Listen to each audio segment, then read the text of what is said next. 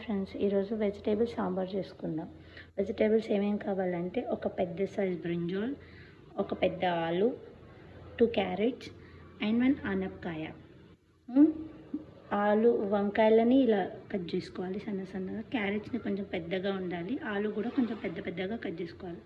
ఆనపకాయని కూడా పెద్ద పెద్ద ముక్కలుగా కట్ చేసుకోవాలి. ముక్కల్ని ఇలా వాటర్లో వేసి సాల్ట్ వేసి బాగా ఉడికించాలి. లైట్గా ఉడకాలి, మరి ఎక్కువ ఉడికిపోతే మనకు ఆ టేస్ట్ తెలీదు. మామూలుగా ఉడికితే చాలు.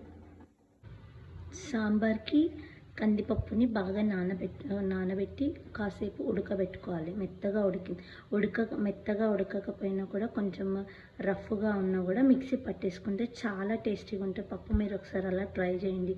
ఒక నిమ్మ సైజ్ అంత చింతపండుని నానబెట్టుకోవాలి.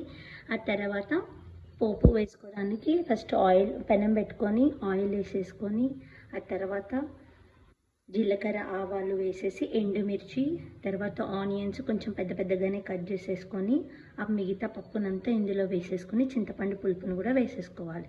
వేసేసుకున్న తర్వాత కారం, ఉప్పు, పసుపు, కస్తూరి మేతి, కొత్తిమీర అండ్ దాంతోపాటు నేను యాడ్ చేసిన ఇది మద్రాస్ సాంబార్ పౌడర్.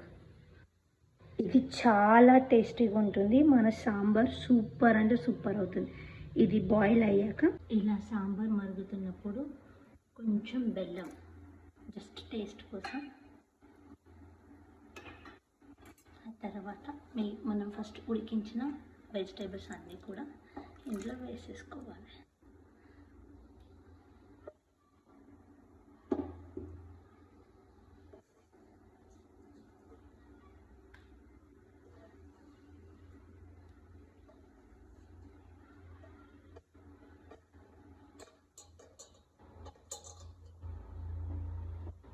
ఇప్పుడు బాగా మిక్స్ చేసుకోండి.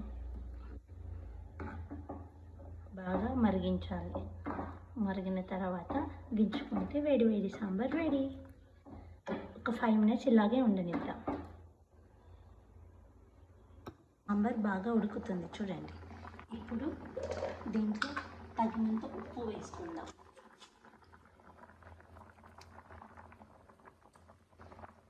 తగినంత ఉప్పు వేసుకొని ఇంకొక 2 minutes మరిగించుకొని ఆఫ్ చేసుకుంటే చాలు.